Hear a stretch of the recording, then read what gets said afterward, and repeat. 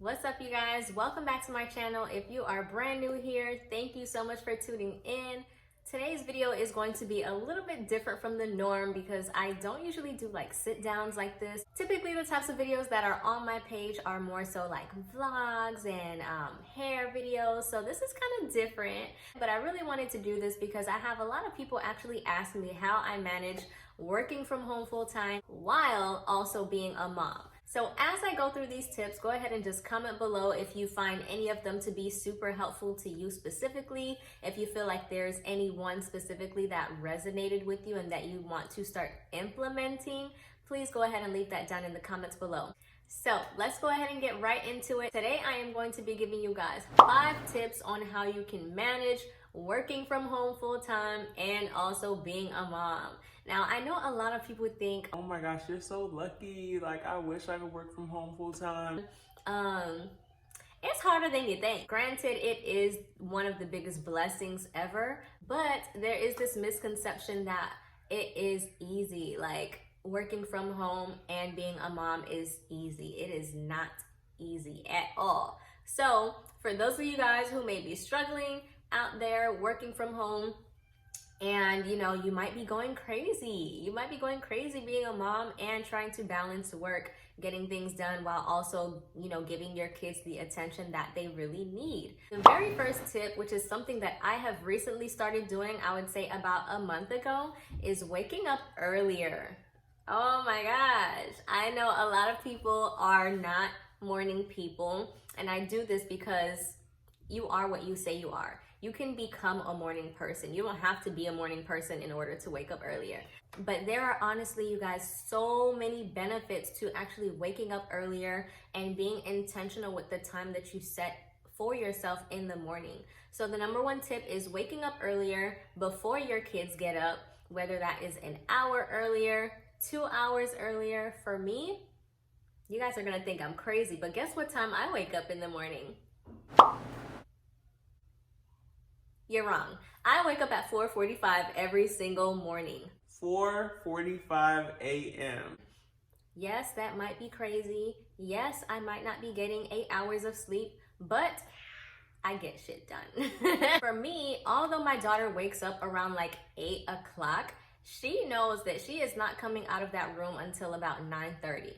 So me waking up at 4:45 in the morning gives me 5, 6, 7, 8, 9, at least 5 hours of uninterrupted time to focus on me, to focus on my business. Self-care is so important. So having that time in the morning just to myself, with God, with, my business, I can't even tell you guys the difference that it's made in the amount of stuff that I've been able to get done. You guys, that is 5 hours. That's a part-time job. You can get so much done in 5 hours. Not saying that you have to wake up at 4:45. Let's say you even wake up, at 5:45 and your kids don't wake up until 7. That gives you 2 hours of time to be intentional and actually get things done for your business, as well as focus on taking care of yourself first. And so for the second tip I have for you guys in regards to how you can manage working from home full time and also be a mom is to have a routine. And now I know you guys are probably gonna be like, yeah, that's not gonna happen. That is not gonna happen. And granted, I only have one child, so I can only speak for people who have one child. It might be a little bit easier than people who have 5 kids, people who have 3 kids.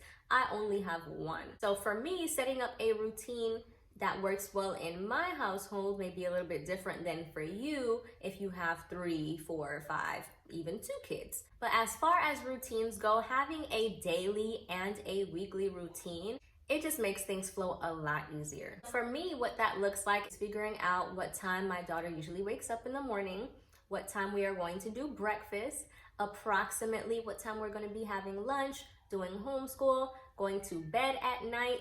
All of those things can be scheduled, okay? Now, of course, they are not going to happen at the same time every single day. But if you set an intention to have that routine going for yourself and your children, it's just like, being in high school. Every You know, at 2 o'clock, you're switching to go to math class. At 4 o'clock, you're switching to go to PE. For me, that's the same exact concept. So I know my daughter wakes up around the same time every single day. Of course, she is not going to be just coming out of her room and, you know, lollygagging, breaking the house down. But she does wake up around the same time every single day. So that gives me a certain amount of time to get breakfast prepared so that when she does come out, food is ready, we can get our day started. I know exactly what time she's supposed to go down for her nap, which is around 2, and she even knows it. Every time I'm like, it's 2 o'clock, Kyrie, do you know what time it is? She's like, nap time. And you guys, she doesn't always go in her room and take a nap. A lot of the time she spends 3 hours in her room singing and playing with her toys. She's not actually sleeping in there, but we call it nap time because sometimes she does fall asleep. So including your kids, you guys, oh my gosh, I can't even tell you guys how much weight gets lifted off my shoulder when my daughter helps me do the things that I have to do throughout the day. Okay, so I have started having her help me wash the dishes, and she's at an age, she's 3 right now, she's at an age where she actually likes doing that stuff. So while she's at that phase, I am going to be implementing these things into her life, instilling that responsibility, and also taking the load off of myself by including my child in our daily chores. You may have a different perspective off that. That's completely you. As for you and your child, no one can tell you what to do.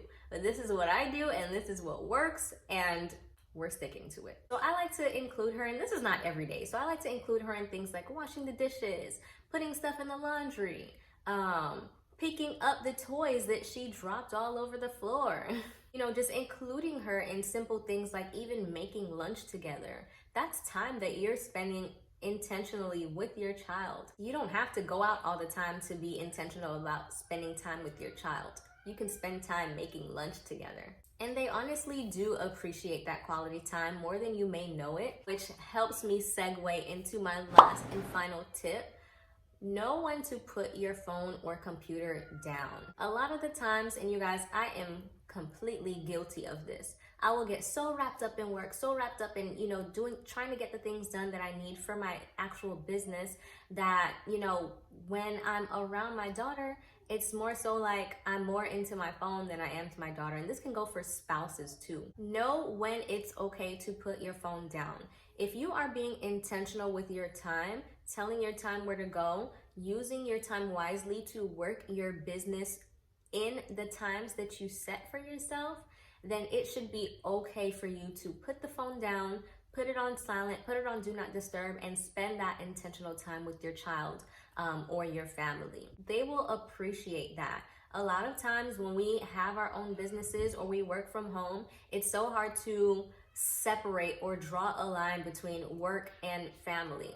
And that is so important, you guys, because you never want your child or, you know, your family, your spouse to start to resent your business that you're doing because you're so caught up into it that you forget to spend time with them. So knowing when to put your phone or your computer, your business away, and just be intentional about enjoying the time that you are having with them, even if it's just 30 minutes at a time, like they will appreciate that. So those are all the tips I have for you guys today. Please let me know if y'all found any value in this video. Like I said, this is different from any of the videos that I've done on my page previously. But if you guys found any value from any of the 5 tips that I shared today, please go ahead and drop in the comments below which one tip are you going to be using and starting to implement into your lives in 2020 to help you manage working from home full time and being a mom. And so like always, if you enjoyed the content in this video and you want to see more of it, please go ahead, like, comment, and subscribe, and I will see y'all in my next video. Bye.